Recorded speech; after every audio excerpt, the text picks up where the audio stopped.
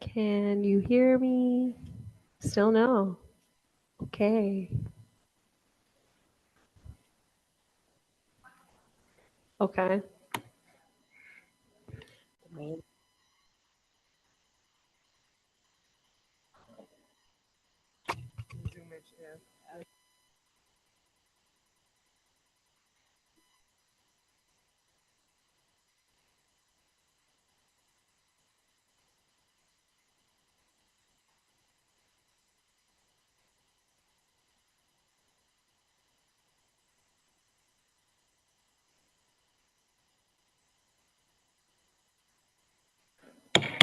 Call this meeting to order. Please rise for the Pledge of Allegiance.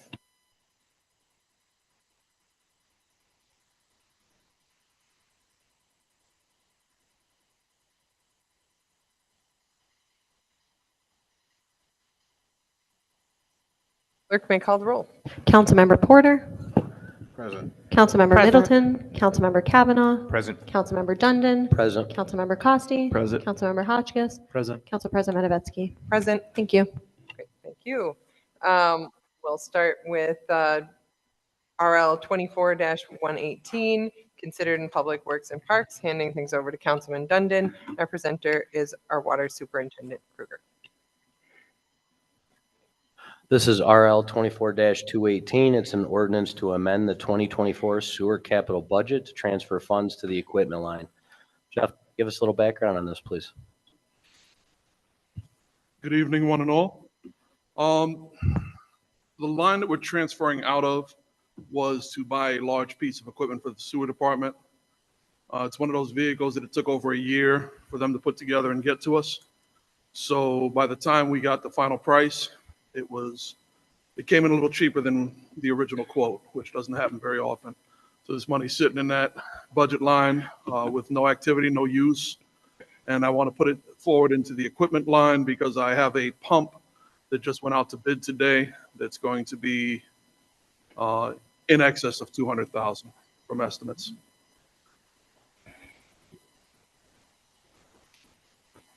Is this something you need expedited? No, we have time.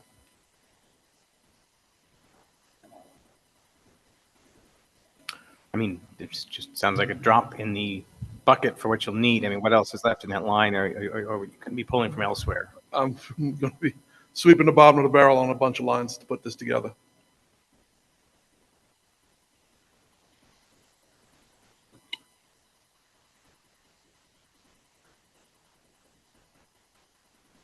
You want to tell us about the pump, or do you want to wait till? So it's out to bid right now. Okay. It's the Penaf stormwater pump. So it is a vital piece of equipment for flood control.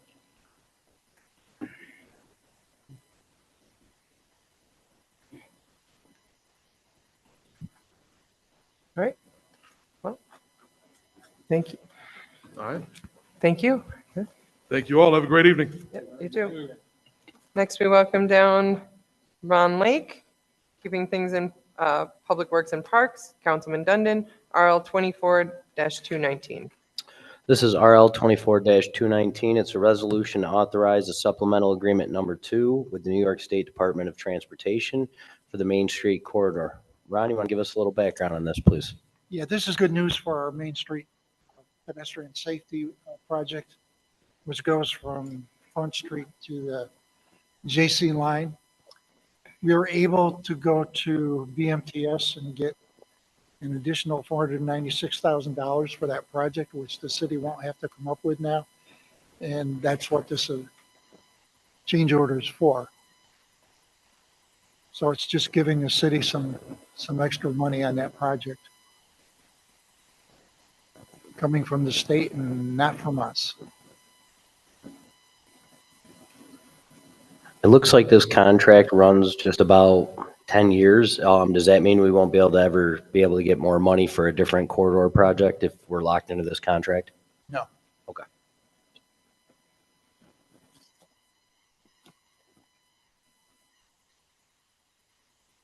Does it remove any control over things that we might otherwise like to make decisions about?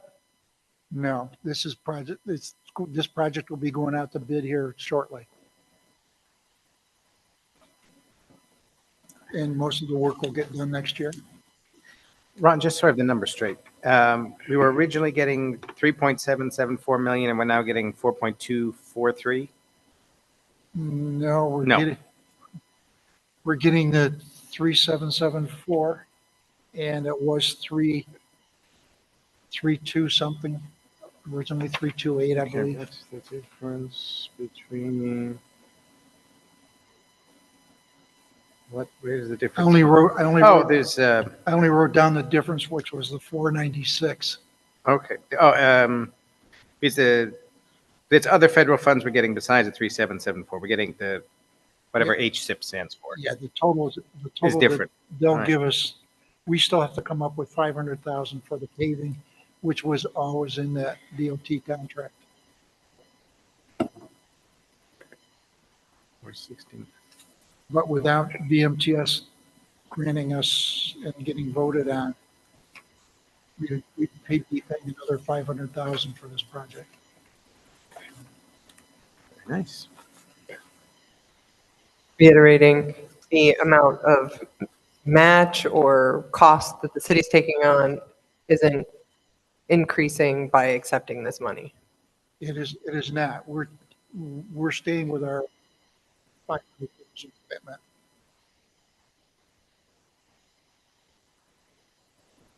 Anyone else? Ron, do you need this expedited?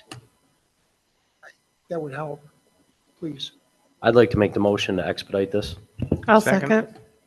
Motion by Councilman Dundon, seconded by Councilman Middleton. Any discussion on the expedition? I see the explanation written in our packet is a long string of letters and numbers, street resurfacing, mill and pave. And DOT is waiting for the mayor to sign this to get it, so we get it back to him.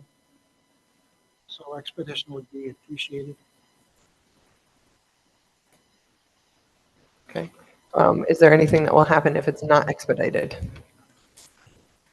Probably not. Just Dave will be mad at us again. Thank you. That's clarifying. All right. Does anyone else have any questions on the motion to expedite? If not, the clerk can call the roll. Councilmember Porter. Nay. Councilmember Aye. Middleton. Councilmember Kavanaugh.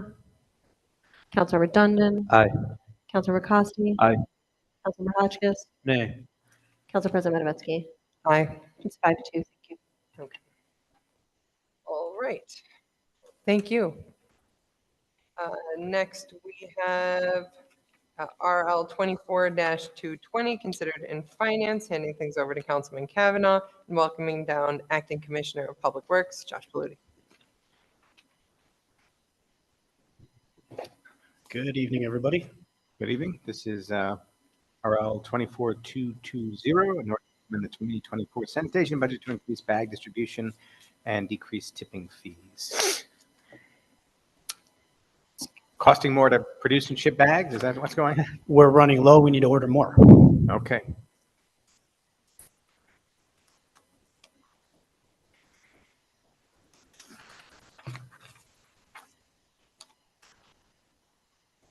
Is it unusual for us to get an order this late in the year, or? It is a little odd. We've sold more this year than we had previously, and that's why we're having to get more this late. We just want to have enough to carry us through the first of the year.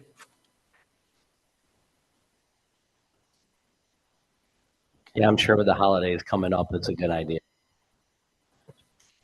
Between Thanksgiving and Christmas and everything else, yes, it's going to be a busy time for us.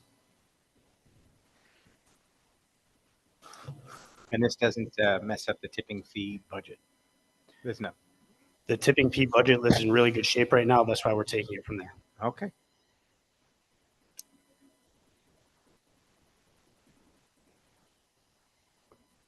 Thank you. I'm feeling a little bit. So the bags in question are the blue bags that we sell through the treasurer's office, or are these the like orange bags that we get when we do community cleanups? Which bags are these? These are the blue bags. These are the blue bags. So we're wanting to purchase more to then sell to the public. Correct. Okay, thank you. Anybody else? Okay. Thank you so much. No problem. Next, we have RL 24-221, considered in planning, handing things to Councilman Hotchkiss and welcoming down Director Burley. This is RL 24-221, a resolution to adopt energy benchmarking requirements for municipal buildings. I think we touched on this a little bit when we were discussing the climate action plan, but do you want to just give us an overview? Yep. What- So this is actually a model benchmarking policy from NYSERDA that I'd like to adopt and have put into effect for the city. It uses the Energy Star Portfolio Manager, which I signed up for and I'm becoming familiar with. It's a bit more than I thought it would be. But, so it uses that to conduct the benchmarking. I mean, we enter all the data, and then that tool is what we use to run reports that are required in the policy, the benchmarking policy. It would help us to achieve one of our goals with the climate action plan. We already have a lot of the data collected through the greenhouse gas inventory, but we need to get updated data. But we have 14 buildings that we would be adding into it because it has to be covered structures of the city, so that without a lot of smaller areas we had. What's the total number of buildings? What's the total number of buildings that would be included in this? 14. 14? Yeah, that was just the initial count. Just the main structures. You can only report on covered structures. So, so the 14, is that here, the paperwork here? No, I printed it before I left my office. But I can send it out. Let's see where Thank you. Thank you. Yeah, let me find the list. So it's, we have a list of city buildings and parks. So these are all.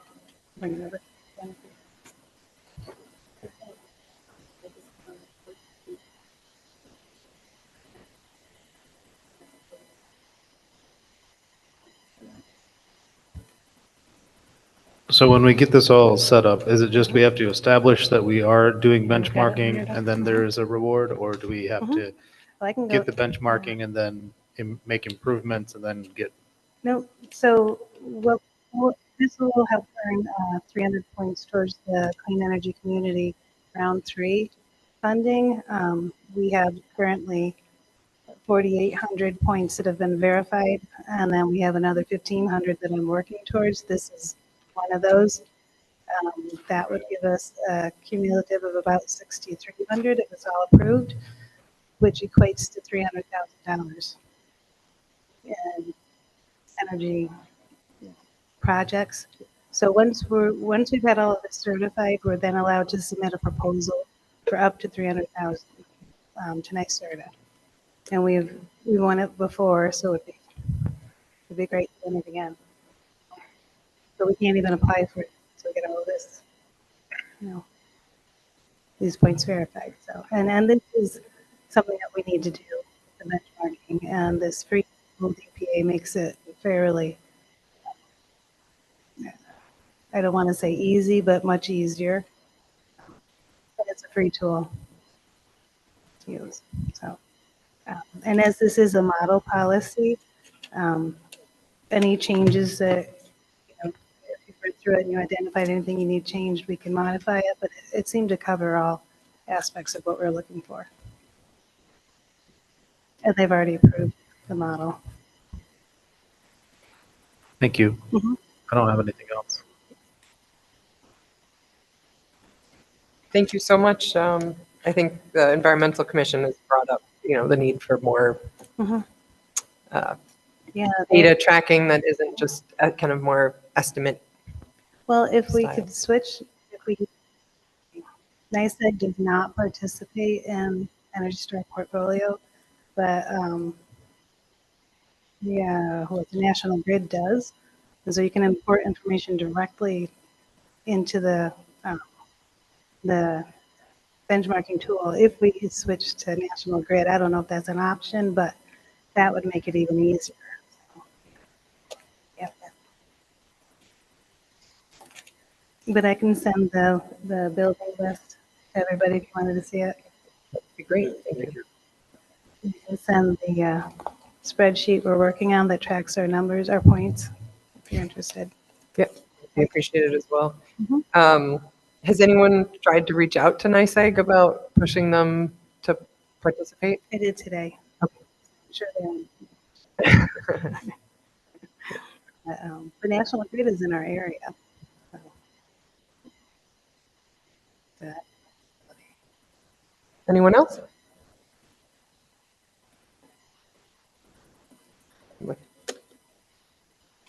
I'm looking at Councilman Dundon. Are you focused on this? Okay, perfect. All right, well, thank you so much. Yeah. All right.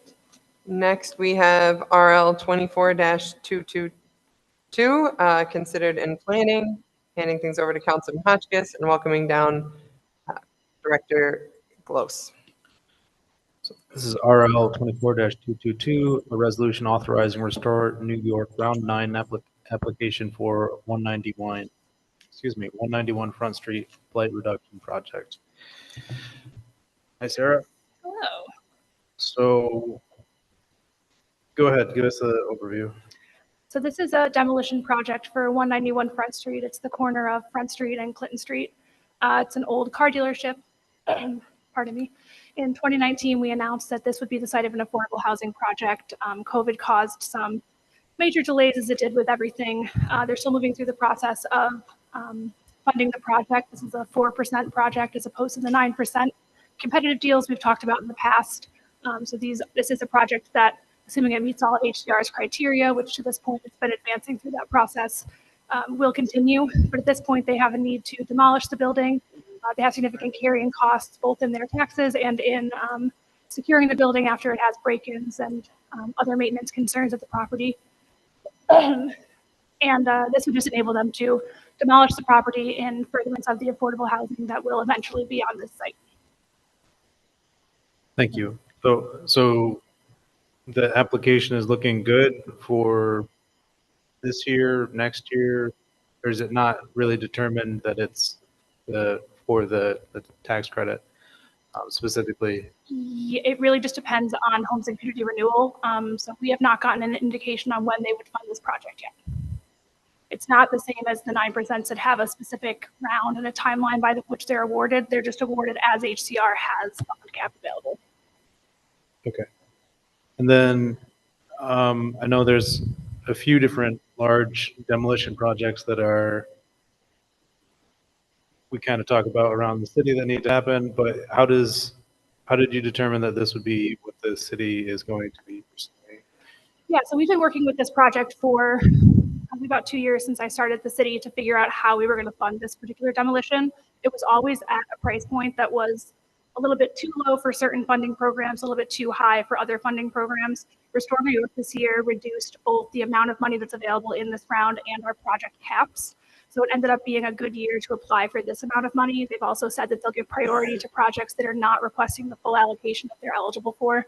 So again, it's just kind of the right project for the right time for the right funding source. But we have been looking for funding for this project for a while, specifically for the demolition.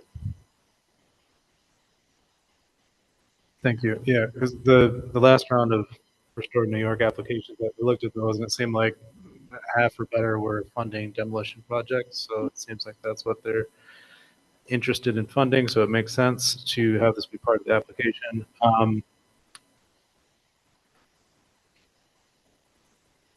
Why not Binghamton Plaza was my first initial reaction, but I think you just kind of spelled that out. We also don't have site control yet, and we would need site control in order to apply. Thanks. Who's covering the other $150,000 or so? The developer. Okay. And they will front all the money. It's a reimbursement grant.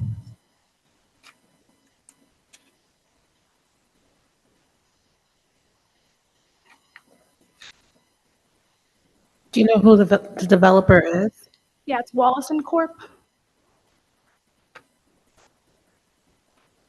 So WALISON Corp. I know they have a web presence. And if you search this address in Google, you can see the 2019 announcement that has a little bit more details on their development experience. And I was just looking at it. Are we going to keep the parking lot or just everything's going to be filled? Because it's just the building that's going to be demoed, but the parking lot area, like the space, do you plan to keep that or how? That's a great question. I'm not 100% sure. I know that the site budget includes the basic grading and grass, so I imagine they're just going to be getting it to kind of a blank slate stage. I don't imagine that they would be taking out the parking lot, as I think that would add significant expense to the project. And until they actually get to the building phase, there's not really much that needs to be done there other than just kind of making it a blank slate so that it's not continuing to attract light and issues of vagrancy and maintenance issues that have come up in there. And the car dealership will still be there? Still gonna? No, So the car whole- dealership So is. the whole thing you're taking over? Yep, yeah, so there are cars on the site, but the dealership has not been active in a number of years. Okay. It was Botnick, right? Before, right? Galt. Galt, okay. I believe they're VW dealership. Okay.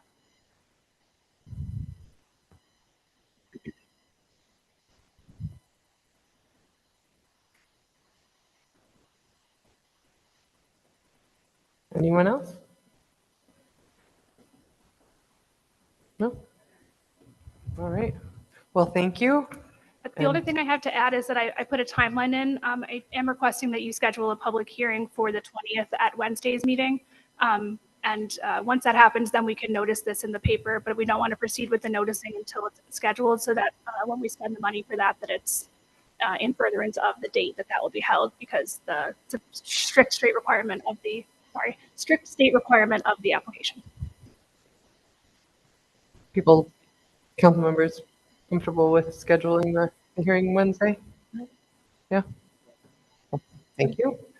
Doesn't seem like there's an issue with that. Sounds good. And congratulations again on your hype award. Oh, thank you very much. All right. Next, we have RL 24-102, considering planning. Passing things over to Councilman Hotchkiss and welcoming down Jessica Haas, Executive Director of the Broome County Land Bank. Welcome. So this is RL 24-201, an ordinance to authorize the sale of 181 Holly Street to the Broome County Land Bank for $1. Hi, Jessica. Hi, how are you? Good. Seems pretty straightforward, but do you want to give us any background on this? RL? On RL? Yeah. So the land bank would intend to acquire this property from the city, if the city council were to approve it, for our affordable homes program. We would intend to mirror a 3 King Avenue-like project where we would issue an RFP for the purchase and development of the property with an optional development incentive for affordable housing rentals, either one or both units. The land bank has a grant application into HCR right now for vacant rental improvement program funds that if we were awarded, we could allocate towards that directly. And, we have other sources of funding as well that we could allocate as a development incentive. So that's how we would undertake. Thank you. And this is one of the properties. How did the city get this? The answer route? I hesitate to speak on our behalf on the city, but I do know that it's a former Answer It property. Yes. Okay. Thanks. So I know that there's I think you were awarded $2 million in ARPA funding for the redevelopment of affordable housing. How much of that has been used? How much do you think would be put towards this project, and how much would you estimate would this project cost? So I put together a quick ARPA update and summary. Thank you. For all council.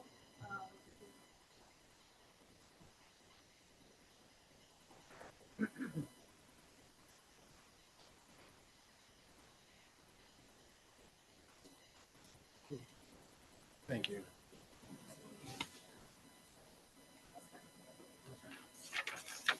So to date, the Broome County Land Bank has expended about $500,000. Take note that our renovation projects post-COVID have been, prices have inflated tremendously. So development of properties pre-COVID and post-COVID is completely different. So in order to complete our ARPA deliverables by the city, we did pursue an additional $682,000 through New York State Homes and Community Renewal Land Bank Initiative funding, where we could allocate funds from that source for pre-development expenses. So you'll see on every single project, we have an HCR LBI investment as well as our ARPA investment. So like I said, right now we're at about $500,000 and we have all the funding earmarked for the remaining projects. And then I think you just said this, but it's after the redevelopment, the idea is to sell it to single family or. I would say that the land bank specializes in single family home ownership. 181 Holly Street would be different. We would sell it to a local developer or landlord that would develop the unit in the property into two units, one affordable or both of them affordable, like a Three King like style project that we did in 2021. The former councilman Angela Riley, councilwoman, sorry, Angela Riley, will be able to tell you about that.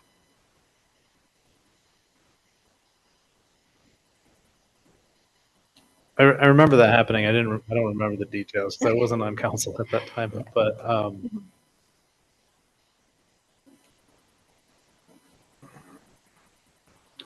it's a lot of numbers to absorb real quickly. Does anybody else have any other questions for this on this one?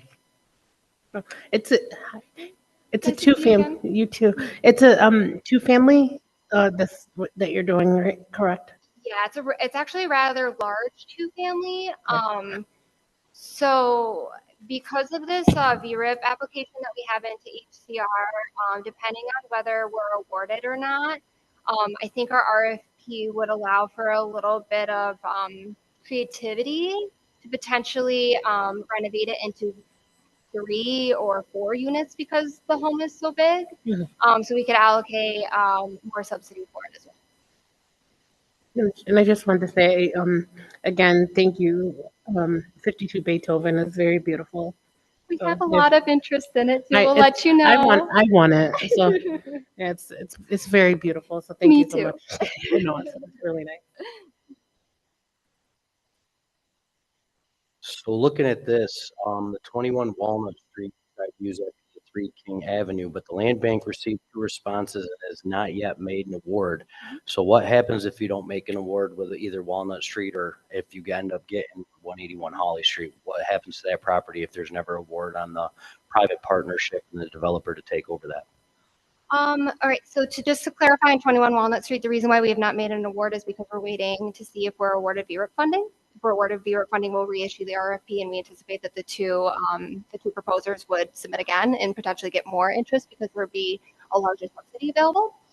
But to answer your question as to whether, like, for example, if I could reframe your question, if we don't get interest, what do we do? I would say we would try everything under the sun before we revert to demo. We do demolition projects, but it's not what we prefer to do. We try to save properties before we do that. Speaking of, with this property, it sounded like, if I understood, this was a property that previously your organization had not been interested in, and then you took another look at it. Is that correct? Or what's the history on this property? This one was if my understanding is correct, it's a former Anzarut property.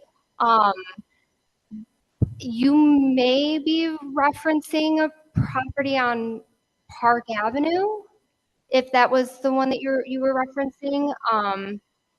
Maybe perhaps earlier this year. The property, I believe it was funded by Cities Rise, if I'm not mistaken, but yes, I can't remember what number Park Avenue the property was located at.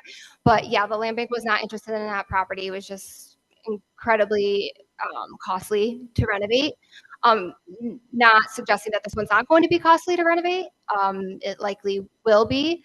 But if the council's not aware, there was an adjustment to the New York State tax foreclosure process, which has arguably delayed the tax foreclosure list, which land banks typically acquire properties from. That is our primary means of acquisitions. So 52 Beethoven as an example. We have $257,000 invested in it. Is that an accurate representation from acquisition to remodeling and now? Everything. And it's on the market now for 169, if memory serves? Correct. So that price, when realized, minus whatever John Farrell's commission is in closing costs, blah, blah, blah. So you take a $90,000 hit probably. Yes. And then, but the remainder of that 169 goes back to land bank for future acquisition and projects? For future projects, correct. Yep, that is what we have historically done with all of our renovation programs, including CDBG. We roll them into what's called like a rolling fund and continue to spend the money until the money's not there anymore and we go for more money. So considering that this money originally started with Binghamton, does the money you reap from Binghamton projects stay in Binghamton, or do you spread it out across the county? That's in our agreement with the city. Yes. Yep. And just like with our CDBG program, we would ensure that the sale proceeds that we made from our CDBG sales, that those are used in non-entitlement communities.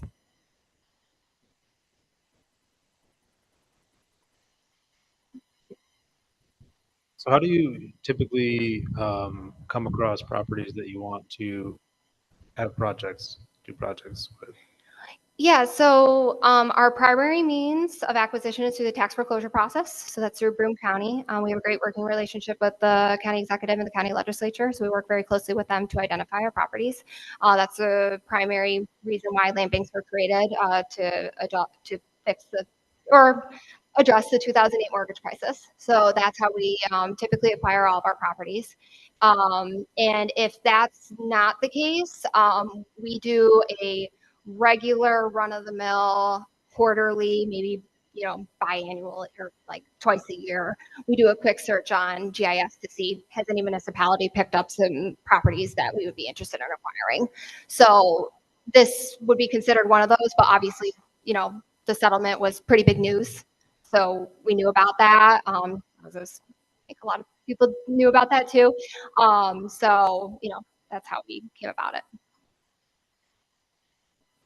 Thank you. Anyone else? Okay. Well, thank you so much. Yeah, thank you. Next, we have RL 24-204, considered in planning, handing things over to Councilman Hotchkiss, and our presenter is Corporation Counsel Sophie Bergman. This is RL 24-204, an ordinance to authorize the sale of a portion of 138 Gaylord Street to U.S. Bank Trust. What do we got here? Yeah, so essentially, this parcel was previously two lots. Lots 78 and 49 were basically condensed into one tax parcel ID number. However, through a number of different transactions, one parcel was not incorporated into the parcel ID number as it should have been. So this is just correcting that error and merging both parcels so that they into the actual parcel it was supposed to be part of, and so the parcel can be sold. Do they have someone who's interested in purchasing, or is it just to make it more marketable or to fix the Yeah, name? I mean, it can't be sold right now without clarifying that transaction. They just want to make sure they have clear title in the event that it does want to get sold, and make sure that both lots are correctly incorporated into that parcel. Thanks. I don't think I have anything else on this one. Is this a foreclosure situation? Anytime I see a bank, I just assume it's. Yeah, I believe so. I can double check on that and confirm. Thanks. Anybody else? Thank you. Yep. All right. Next, we have RL 24-214, and considered in rules and procedures, handing things over to Councilman Hotchkiss for the discussion. Yep, so this is 24-214, a local law to establish a new chapter unlicensed cannabis activity in City of Binghamton Code. We reviewed this in the Rules and Procedures Committee with the mayor, but I wanted to bring it back to work session just if anybody else had questions. Because I think it's interesting legislation or law that I don't want to make you guys rely on watching a committee meeting to get your information. So you want to come down? Yeah.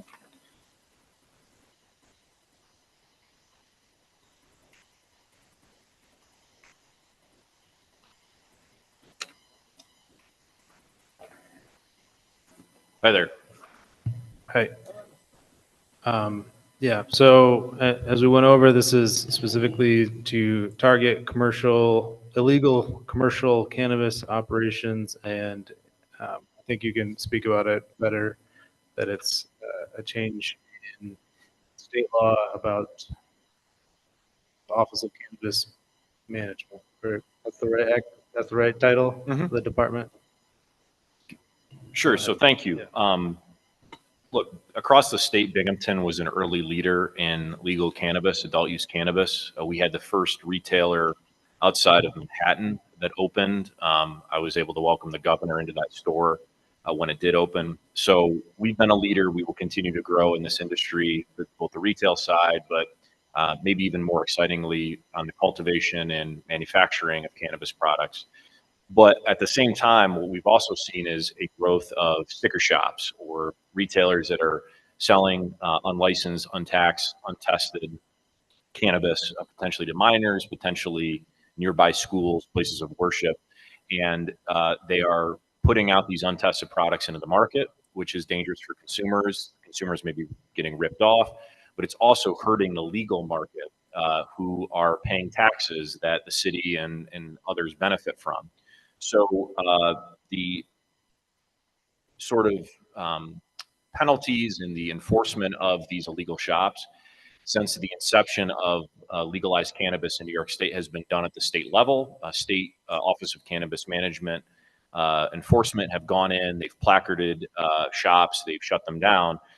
But recently there was changes to that cannabis law that allowed for municipalities, specifically cities and counties, to adopt kind of mirror what's been happening at the state level to better and more proactively enforce against these illicit operations, be able to be more responsive to complaints that come into our local municipality, and adopt kind of the same program that the state has, while not being reliant on state enforcement officials, which it's a big state and they've done their best, but frankly have not been able to really cover enforcement the way that they should have. So this allows us to better protect public health, better respond to complaints that we have of illicit shops, and also support our legal retailers that have spent a lot of time, a lot of money getting things done the right way. In a Binghamton's case, they are a card license. They are supporting a local nonprofit as part of their sales. So we're getting tax revenue. They're supporting local nonprofit. It's supporting farmers in upstate New York that are growing cannabis. So we want to do everything we can to kind of support the legal market. And what you'll hear from the legal stores is that they're being undercut by these illicit stores, and they have not really seen the same level of enforcement as you see with, let's say, ABC law violations. That's what we're, in small part, looking to address. Now, Mayor, do you think the amount of residents that might call in complaints against this will put an overburdened amount of work on our police force? I don't. As of right now, I would say that there are between maybe probably about a half a dozen illicit sticker shops in the city. The unit that would be handling this, like handles all of the ABC violations, is our Special Investigations Unit. They routinely deal with large-scale enterprise-level investigations, wiretaps, search warrants. These are just regulatory inspections. So this would be a de minimis increase in man or work for the Binghamton Police Department. So I have to know, Mayor, why bring this up now? Is this something you've been really dwelling on over the past few months, or have the store or the legal stores have reached out to you? I'm just shocked that when I saw the committee meeting, I was like, wow, that kind of came out of left field to me. So I'm kind of curious about that. So just recently, the state has allowed municipalities to move forward on local laws. Steuben County was kind of a test case. We were also watching what was happening in the city of Syracuse, who adopted a law prior to the state taking action. They were challenged, and they did withstand that challenge. So this is more of just the normal course of events. I would love to have OCM and the state kind of take care of everything, but it's clear that they're not going to be able to be as responsive as us. Just a quick question for you, Mayor. It says the police department is authorized to conduct regulatory inspections. I just wondering the legality on that. Would we need a search warrant, or is that something that we'd just be able to do? This is separate. This has to take place during the normal business hours. They are, again, allowed under the state cannabis control law. So we are acting within the scope that we're allowed to. This doesn't involve a private residence. This isn't for sort of extraordinary types of searches. These are walking into a store while they're open, doing inspections, and proceeding as the law outlines.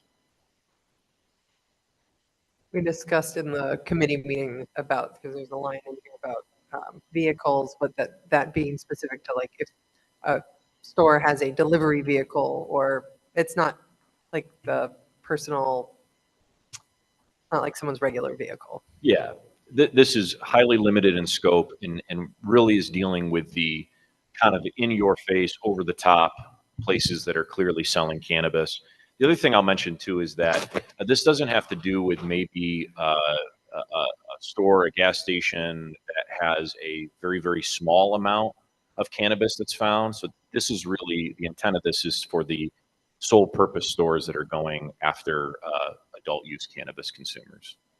I had a quick question.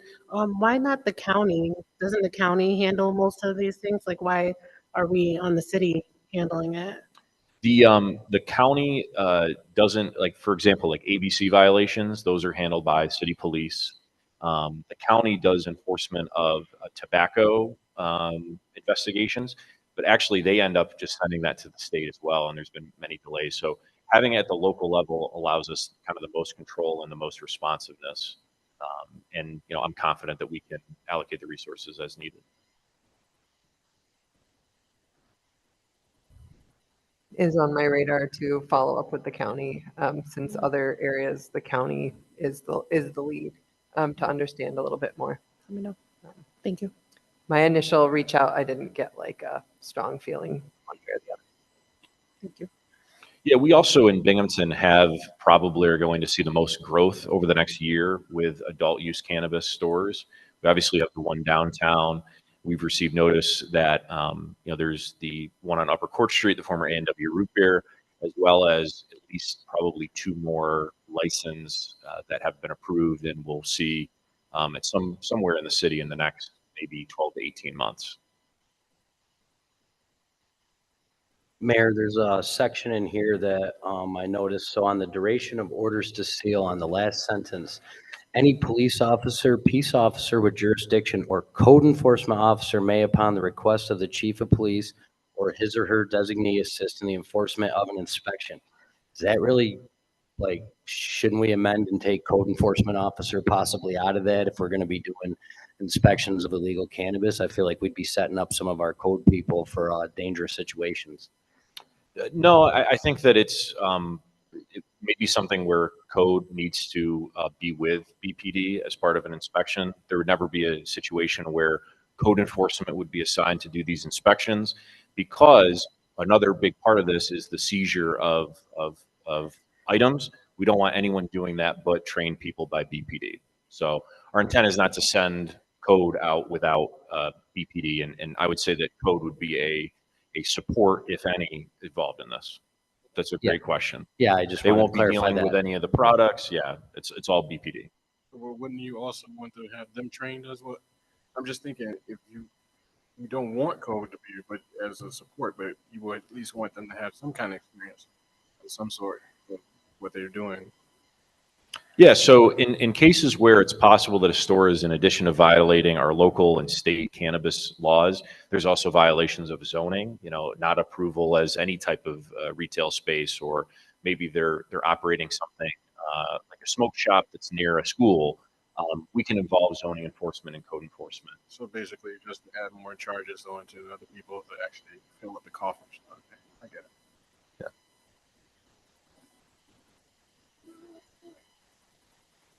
Anyone else? All right, thank you. Yeah, I got one. Councilor Hodges. I generally understand all the arguments that you're making about that this only goes after like the most egregious cases where it's a sticker shop and they're like only selling cannabis and it's all illegal. But I don't see that this limits itself to that, I guess, in reading it. Yeah, there's a specific section that relates to de minimis sales, and it's pretty clear. The biggest thing is that if there's evidence that any type of retailer is selling unlicensed, untested, untaxed product, it's no different than if a retailer is selling untaxed cigarettes, right, or some sort of other untested, alcohol that's homemade and is selling in large quantities. It's a part of a public health reason why we don't want that happening. As I said before, people are potentially opening themselves up to counterfeit products that are coming in from overseas, untested. This being sold to minors is a possibility, because if they are not a legal cannabis retailer, they're not able to buy the products from licensed wholesalers in the state of New York. So they're getting their product from illicit sources as well. And, in this type of cash business, if you have a storefront that's, making a lot of money, that can lead to other associated violent crime. So although, cannabis has been decriminalized and adult use has been legalized, and I support that, any type of cash business to that point, if it's in the black market, has the availability to lead to violence.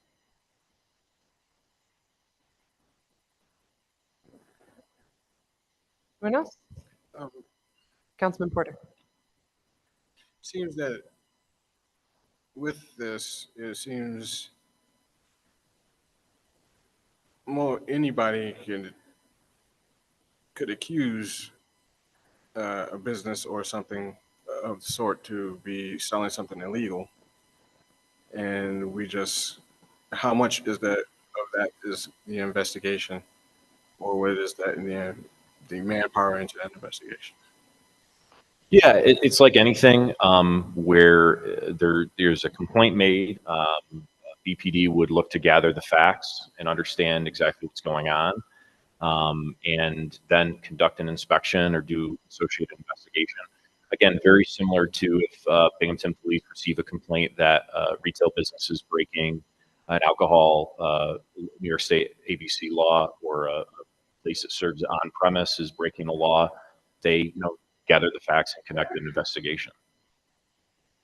But in the type of stores that we're referring to here, there's either product is in plain sight, the entire intent of the business is known, and they are advertising publicly. And in fact, some, I believe, are wearing that placard from the Office of Cannabis Management. It's almost a badge of honor that yes, there's cannabis here and we're selling it. They make no bones about it. How many stores so far that you know of, or at least police have? Roughly half a dozen, I would say, between 4, 5, and 6. I don't know if all of those have been in continuous operation. Some of the times these things are a bit like whack-a-mole, where they're popping up quickly.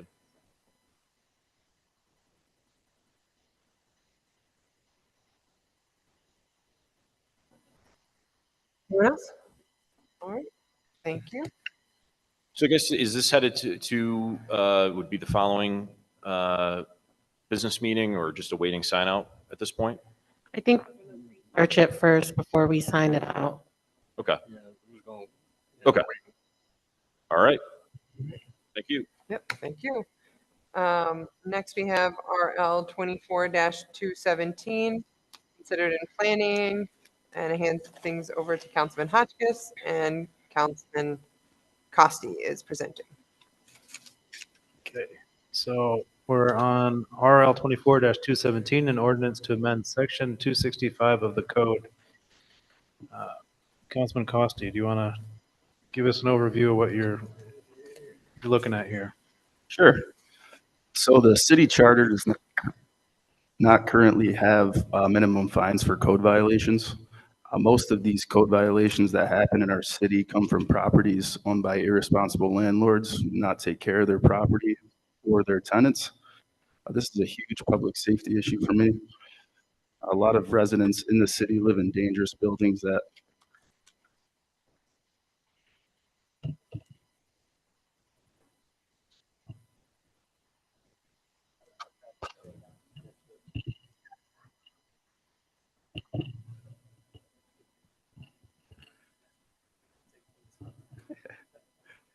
Yeah, a lot of the residents in our city live in dangerous buildings that are not up to code.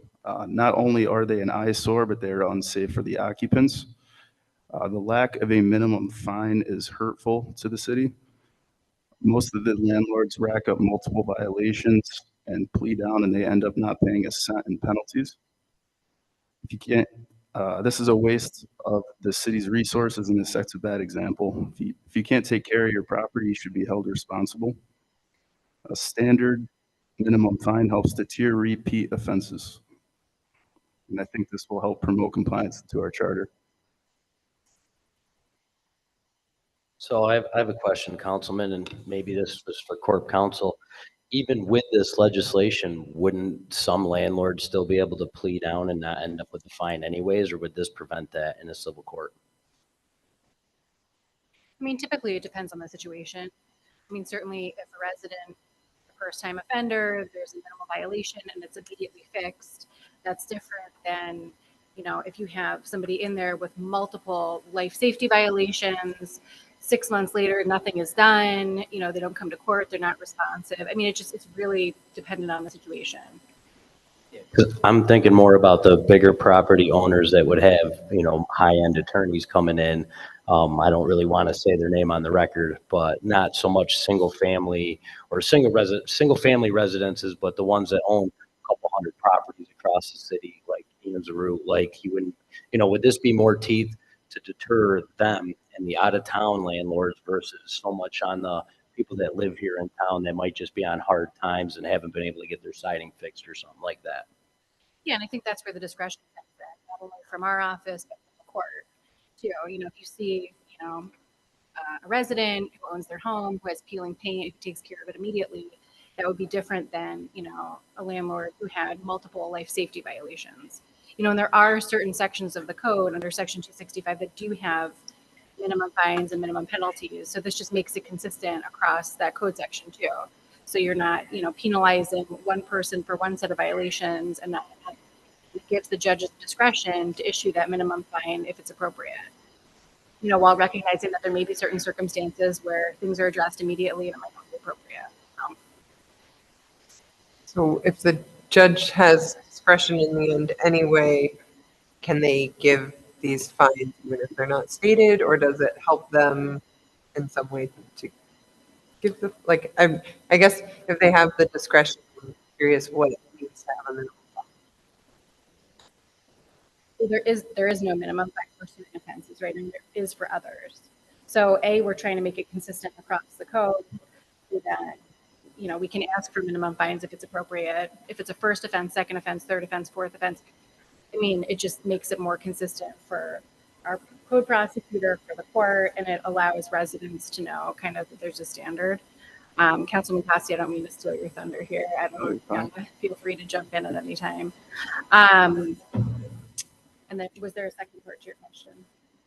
Just I was just getting confused because we're talking about like a minimum, which it sounds like have to pay this minimum amount, but then you're also saying that the judge still has discretion. So I was trying to understand if putting in the minimum fine means that there's no way out of that minimum fine, even if you're in some sort of paint peeling elderly couple type of an example versus which the judge may want to give some leniency on versus. Yeah, I mean, there are a number of different ways things can go in court, and I don't know how into the weeds you want me to get, but if somebody's charged with a code violation and they're convicted of that offense, right now there is no minimum fine. So if it's appropriate for the person to plead to the offense, plead guilty, then the minimum fine would be $250, right? If it's a situation where perhaps the violation was minimal and corrected immediately, it could be something where there could be an adjournment of contemplation of dismissal, something where if they stay out of trouble for a certain amount of time, the case gets dismissed. I mean, there are a number of different options depending on the situation, and also everybody has to agree, right? So the judge, the prosecution, and the defense all have to agree to whatever the result is going to be, or there's a trial. And then after a trial, So that we go the through a whole judge trial. and everyone together can still decide not to do the minimum fine. Or once we put in the minimum fine, they have discretion, but the discretion must include the minimum fine. That's what I'm trying to understand. So, We're making talking sense about that- two different things. I'm not following what you're saying. Okay, so if we put in across the board for all code violations that there's a minimum fine, then is there still the ability between the judge and all the parties in agreement to not have that minimum fine? Or once we put in something like this, there is no way out of the fine? That's the point of putting in a minimum fine.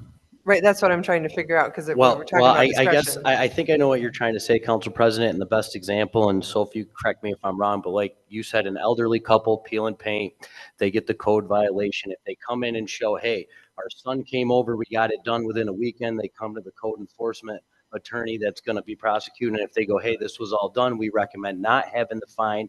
They're elderly couple, it's their first ever code offense. They've had the house for 30 years. I'm pretty sure the judge would go, yep, everything was fixed, kind of like a fix-it ticket with your car. Wait, I think we need to rewind the process. So I guess the first question would be, would code enforcement, in fact, be sending out tickets with fines? Right? Because you have a code violation, you get sent a code violation letter, and you have a certain amount of time. Correct. You'd have to be found guilty of a code violation. So No, now like if we're- you have a garbage fine, right? They go, they see the garbage, but you get a ticket. You get a $25, $50 fine. It just appears. You get it in the mail. You can contest it. But it's like a parking ticket. So would this apply to the code department then? Isn't it usually the judge's though discretion, or like how would we enforce that? Because usually the judges how it's a judge's discretion on how would that be enforced? So now we're talking about a lot of different things. I mean, I don't know if you want to put it into a committee and we can talk about it. I mean, we could spend hours talking about the different iterations of how this could go. I mean, essentially, I think the point that Councilman Costi was trying to make is that, our code is inconsistent in that there are certain sections where if you violate it, you're getting a minimum fine. And there are certain other sections that are not. So that's the first piece. The second piece is there's always an element of discretion depending on if it's appropriate per the circumstances, and everybody, all of the three parties agree that whether it's, fix it and move on, or there's a fine or what. I mean, and third, I mean, our code officers, work very hard, to get these cases to court. There's a lot of paperwork involved. There's a lot of time. And certainly everybody is sympathetic and tries to understand people that have minimal violations that are corrected immediately. And they're able to make that distinction between that and somebody who has a life safety issue. But, sometimes when cases get to court and there's no minimum fine, A, it's inconsistent, and B, it's not taken as seriously in certain circumstances.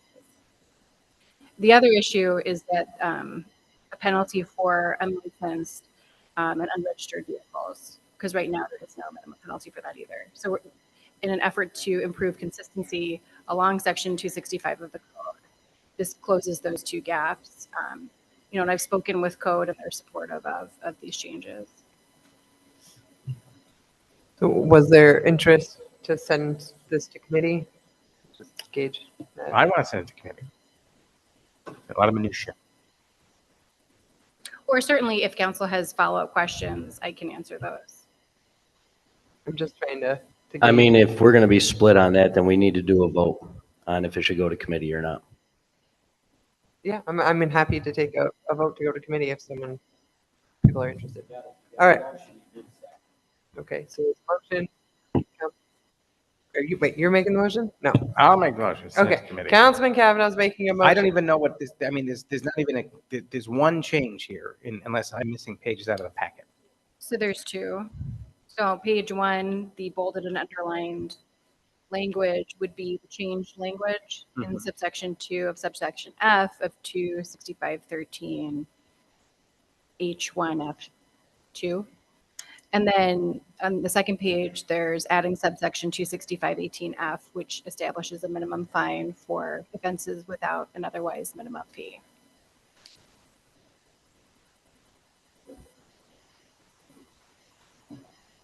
This is the catch-all, section F. Correct. So we have a motion to send to committee? Yes. Is there a second? I'll second. Seconded. Okay, motion by Councilman Kavanaugh, seconded by Councilman Middleton. Any discussion on sending to committee? Otherwise, clerk, call the roll. Councilmember Porter, Aye. Councilmember Middleton. Aye. Councilmember Kavanaugh. Aye. Councilmember Dundon. Nay. Councilmember Costi. Nay. Councilmember Hotchkiss. Aye. Council President Matavetsky. Aye. It's 5-2. All right, thank you. So we will be discussing this RL further in a committee meeting. All right. Just before we move on, I was kind of stuck on the first part where there are the escalating fines, and I have thought about that and proposed that before to the previous council as just generally a better practice or a better way for code to be able to target repeat offenders. So I generally supportive of that, or approaching a different way to approach code, because I think everybody in the city has a lot of complaints about the code department. I know it's an uphill battle for them, but I think it's good to actually put something on the table and try to explore, make it better. So thanks. Yeah, that was my whole point of this. I just wanted to make it more consistent across the board, and exactly like you said, go after the repeat offenders that are continually violating the code. So. Thank you. All right, next we have RL 24-224, considered an employees, handing things over to Councilman Porter and welcoming down our Deputy Clerk, Samantha Costello. So this is RL 24-224, ordinance to amend the 2024 general fund budget to decrease the contingency of 6,208, which is line A1990550000, and increase the clerk personal services A141051100 of 6,208 to account for the responsibility adjustments for the senior licensing clerk and licensing clerk. Thanks so much for having me down here. I think I've presented on a topic related to this particular responsibility adjustment 2 times in the past. We had ordinance 24-76, which was an ordinance to provide for the responsibility adjustment when we did not have a registrar in the vital statistics office.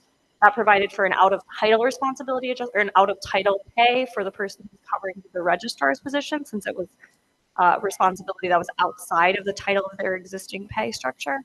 And we also had a responsibility adjustment for the senior licensing clerk while they covered the licensing clerk's duty while they were in the vital statistics office.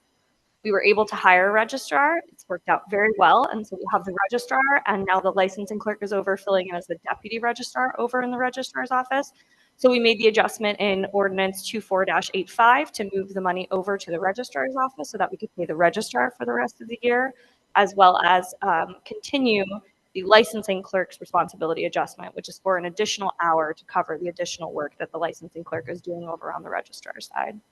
Moving forward, still stemming from 02476, the senior licensing clerk is continuing to cover the licensing clerk's responsibilities full-time over on the clerk side of the office.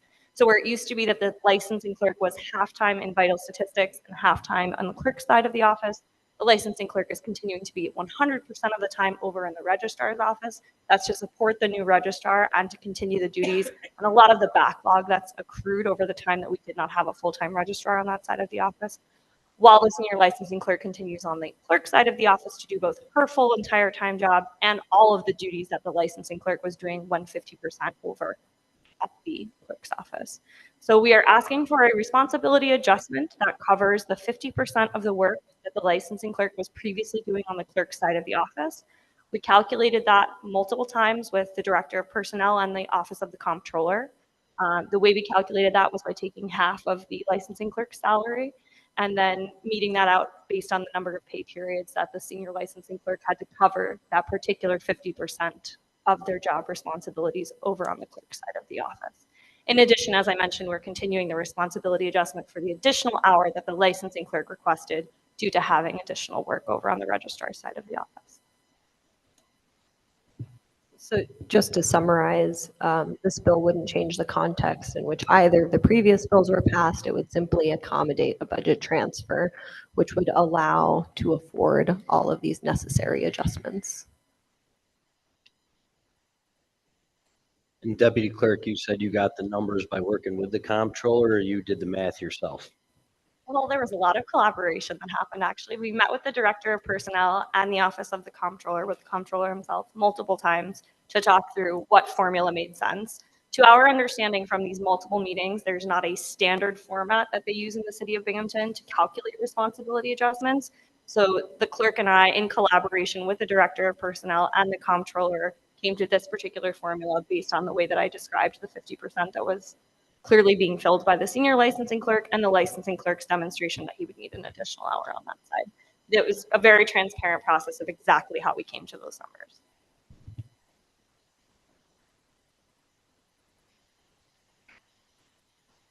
Any questions?